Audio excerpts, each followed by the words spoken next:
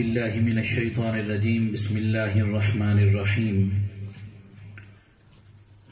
ربنا اغفر لی ولوالدی وللمؤمنین یوم یقوم الحساب۔ صدق اللہ العلی العظیم۔ قرآن کریم کی ایک آیت کریمہ جو میں نے آپ کے سامنے تلاوت کی ہے، ہم روزانہ اپنی نماز کے اندر یہ دعا پڑھتے ہیں اور ویسے بھی عام طور پر بھی یہ دعا مانگی جاتی ہے جو اللہ کے بڑے جلیل القدر اور علو العظم اور عظیم الشان پیغمبر حضرت سیدنا ابراہیم علیہ السلام کی دعا ہے۔ قرآن کریم نے حضرت ابراہیم علیہ السلام کی یہ الفاظ اللہ پاک نے ذکر فرمائے ہیں قرآن میں، جس میں ابراہیم علیہ السلام دعا مانگا کرتے تھے کہ ربنا اغفر لی، اے اللہ میری بخشش فرما دے، ولوالدی اور میرے والدین کی بخشش فرما، وللمؤمنین یوم یقوم الحساب اور ایمان والوں کی بخشش اور مغفرت فرما اس دن جس دن تو سب کو حساب کے لیے کھڑا کرے گا۔ دوستان وقار، اپنی زندگیوں پر اگر ہم نظر ڈالیں تو روزانہ کی بنیاد پر ہم دیکھتے ہیں کہ موت ایک ایسی حقیقت ہے جس کو ہم جھٹلا نہیں سکتے۔ یہ ہمارا تجربہ ہے، یہ سنی سنائی بات نہیں ہے بلکہ آنکھوں دیکھی بات ہے، اور ہم روزانہ اپنے کسی نہ کسی چاہنے والے کو اپنے عزیز و اقارب میں سے، اپنے رشتہ داروں میں سے، اپنے پیاروں دوستوں اور یاروں میں سے کوئی نہ کوئی ایسا بندہ ہوتا ہے جسے ہم اپنے کندھوں پر اٹھا کر اس کے آخری ٹھکانے تک پہنچا رہے ہوتے ہیں۔ امام اہل سنت امام احمد رضا خان نے فرمایا تھا، ہائے غافل وہ کیا جگہ ہے جہاں 5 جاتے ہیں 4 پھرتے ہیں۔ یعنی لوگوں کو توجہ دلاتے ہوئے اس بات کی طرف آپ نے اشارہ فرمایا کہ جب جنازہ لے کے جا رہے ہوتے ہیں نا تو وہ 5 بندے، 4 اٹھانے والے اور 1 بندہ ان کے کندھوں پہ ہوتا ہے۔ فرماتے ہیں کہ بندہ کوئی اس جگہ کے لیے غور کر لے جہاں جاتے تو 5 ہیں لیکن واپس 4 آتے ہیں، 1 کو وہیں چھوڑ جاتے ہیں۔ تو یہ ہماری روزمرہ کی زندگی ہے اور ہم روزانہ اپنی آنکھوں سے دیکھتے ہیں، اپنے پیاروں کو اپنے ہاتھوں سے رخصت کرتے ہیں۔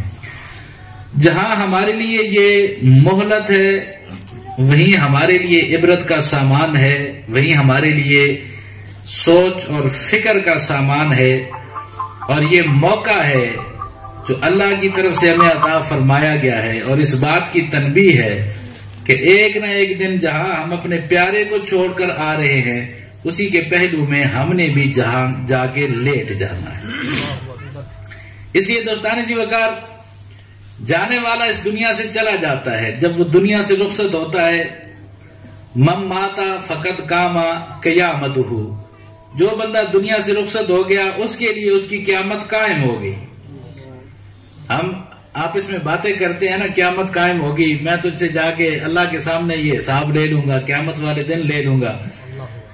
تو کسی نے کہا تھا کہ جو بندہ فوت ہو جاتا ہے اس کی قیامت اسی دن قائم ہو جاتی ہے، کیونکہ یہ ایک ایسی منزل ہے، ایک ایسا مقام ہے کہ جو بندہ اس مقام پر کامیاب ہو جاتا ہے وہ حشر والے دن بھی کامیاب قرار پائے گا، اور جو بندہ اس مقام پر ڈگمگا جاتا ہے یا وہ ناکام رہ جاتا ہے تو وہ حشر والے دن بھی کامیاب نہیں ہو سکتا۔ زندگی کا پہلا امتحان جو انسان نے زندگی گزاری ہے اور اس کے اوپر جو امتحان اس سے لیا جانا ہے، وہ پہلا امتحان انسان کی قبر میں شروع ہو جاتا ہے۔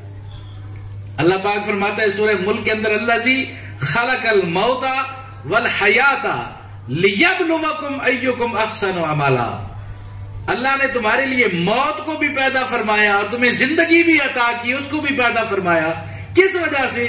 لیبلوکم ایکم احسن عملا، تاکہ دیکھیں کہ تم میں سے کون اچھے اعمال کر کے آتا ہے۔ وہ قبر جو ہوتی ہے وہ اس کے لیے امتحان کا ہے، وہ ایگزامینیشن ہال ہے، وہ پہلا امتحان جس میں بندے نے جا کر پیپر دینا ہے۔ اس پیپر میں جو کامیاب ہو جاتا ہے وہ حشر والے دن بھی سرخرو ہو کر اٹھے گا، اور حشر کی سامانیوں میں بھی اللہ پاک اسے نجات عطا فرمائے گا۔ تو دوستان اسی وقار پہلی بات تو یہ ہے کہ جب ہم نے یہ بات جان لی کہ دنیا ایک نہ ایک دن چھوڑ کر ہم نے قبر میں اتر جانا ہے. امیر المؤمنین عمر فاروق رضی اللہ تعالی عنہ سے ایک بندے نے سوال کیا. اس نے کہا جی قبر میں چلے جاتے ہیں, دنیا چھوڑ دیتے ہیں, تو اس کا کیا مطلب ہے کہ بندہ بالکل ختم ہو جاتا ہے, فنا ہو جاتا ہے؟ تو امیر المؤمنین عمر فاروق نے فرمایا نہیں, موت جو ہے وہ عدم محض کا نام نہیں ہے کہ بندے کو موت آ گئی اور اس کا قصہ تمام ہو گیا, وہ ختم ہو گیا, قصہ پارینہ بن گیا. نہیں, امیر المؤمنین نے فرمایا بلکہ موت ایک حالت کا نام ہے جو ایک گھر سے بندے کو دوسرے گھر میں منتقل کر دیتی ہے. سبحان اللہ. وہ ختم نہیں ہوتا, وہ منتقل ہو رہا ہے, اس کے اوپر ایک حال قائم ہے, اس کی ایک حالت موجود ہے. اور دوستان محترم, اللہ کے ایسے بندے بھی ہوتے ہیں کہ اس دنیا میں جو زندگی گزار چکے ہوتے ہیں, جب اگلی زندگی میں اگلے گھر میں منتقل ہوتے ہیں تو اس دنیا کی زندگی سے زیادہ افضل اور بہتر زندگی اللہ انہیں قبر میں عطا فرما دیتا ہے. سبحان اللہ. لیکن اس کے لیے شرط یہ ہے کہ وہ اپنی زندگی اس اصول کے مطابق گزار کر جائیں جو اصول اللہ کے رسول نے اس بندے کو سکھایا ہے.